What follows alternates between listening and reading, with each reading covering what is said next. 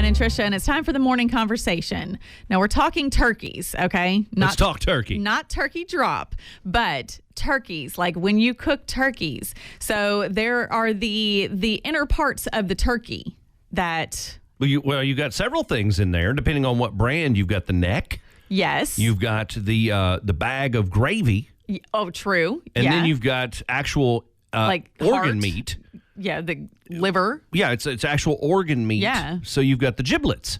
Giblets. A bag of giblets, which you can make giblet gravy. I have always called them giblets. Well, that's not right. But is it, though? Like, it's spelled Giblets. This is like GIF and GIF. Which is correct?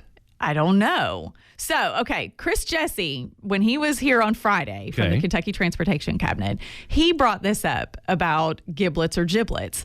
And I was like, oh, it's giblets. And he said, is it? And I was like, what is it, giblets? And he said, I don't know, is it? I was like, oh my gosh. So then yesterday I was thinking about it again.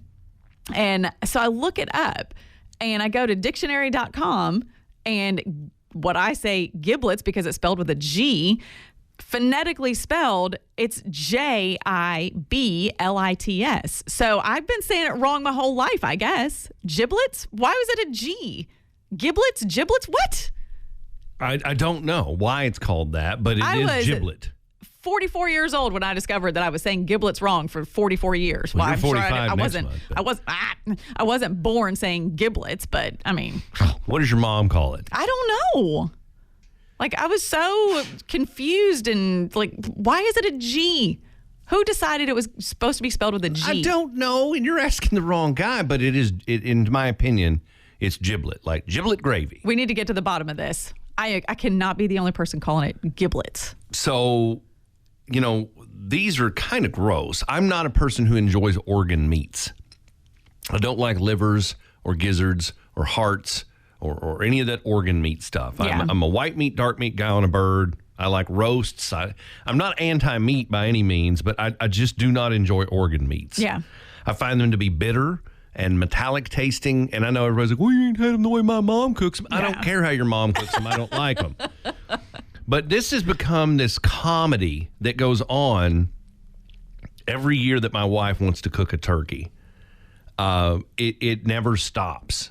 She gags if she has to retrieve the stuff out of the inside of a turkey or a chicken. Now, some people, like, if you're new to it, you don't even know that stuff is in there. Yeah, if you're a young person and maybe you never helped cook at home. Yeah, and you just throw the turkey in, and then when the turkey comes out, you're like, oh, what's that? Well, I will say, if you accidentally leave those things inside, it will not poison you because the bags that those are stored in are not plastic. Yeah. And they're not going to melt or make you sick.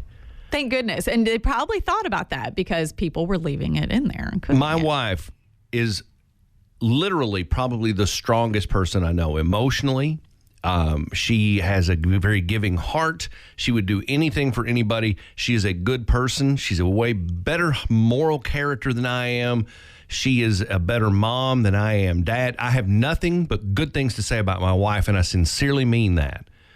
And that's why I think it's okay to laugh at her that she cannot handle a turkey. Oh, we love you, Donna. The Lord giveth and the Lord tooketh away, and he did not give her the ability to handle putting her hand inside a bird. There have been issues where she has left things inside.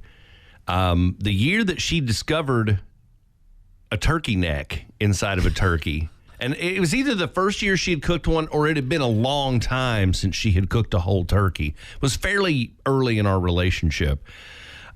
I didn't think she was going to make it. Like, I really thought she was just going to absolutely get sick and pass out. She pulled that whole neck out of there and was like, oh, Surprise. Now, honestly, it does not bother me to handle those items. I just do not. We chuck the giblets. Yeah. And we make our own gravy. Or the giblets. And we don't cook the neck. So basically, you could give us a bird with none of that stuff in it, we'd be fine. Yeah. And now everybody at home's going, well, you haven't had the way my mom makes it. I don't care. I don't want a turkey neck. There's no meat on them hardly at all. We cook them, but I don't eat them. But some people do. Ugh. So anyway, it's giblet, not giblet. It's giblet. It's spelled with a G. But along with this morning conversation, I'd love to hear your turkey mishaps. My turkey mishap? Oh, not mine. You're looking at me. Sure. Like I'm looking at you because you're the only person in the room. You're talking to me. Are you talking to me? I'm the only one here. Are you talking to me? Any. But I'd love to hear people's turkey mishaps, things that have happened with the birds over the years. One accident, one year, Donna, you get the turkey, it's got the little button that's in it, and it pops up and you know it's cooked. Yeah. She put the bird in the roaster upside down. Her late brother, Scott, discovered this when she asked him to baste the turkey. So it cooked almost the whole time upside down. We discovered that was the most juicy way to cook a bird. Cook it upside down on purpose. Yeah. Because then it stays submerged in the juices, and that's where all the good meat is. Oh, good point. Yeah. So anyway, that's our morning conversation. You can weigh in on this giblet discussion. Giblet. 270-763-9830. Hey, Brian and Tricia, good morning. Hey, good morning. I was calling to weigh in, actually not about the turkey, but about the giblet versus giblet. Yes. I teach first grade, and I'm on the way to school now. And we've found out that through studying the letter G, there's two sounds it can make. It's the hard G, which is the G that you're talking about, Tricia, and the J, which is a soft G. It's almost like a J, yeah. Yes.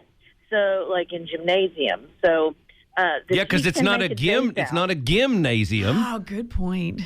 Yeah, so it can make the J sound. So I went into teacher mode, and I thought I would let you know. Well, so how do you say it then, teacher? I believe it would be giblet, just like in gymnasium, because it's followed by an I. Okay. Just like a G is followed by a Y, and it makes the I sound. Now, where do you teach? I teach at Woodland Elementary in Radcliffe. Okay, so before you became a teacher, how did you say it? I guess I probably would have said it giblet, but it's only because I heard my family say it that way. Okay. All right. Well, thank you. All right. Thanks. Have a great day.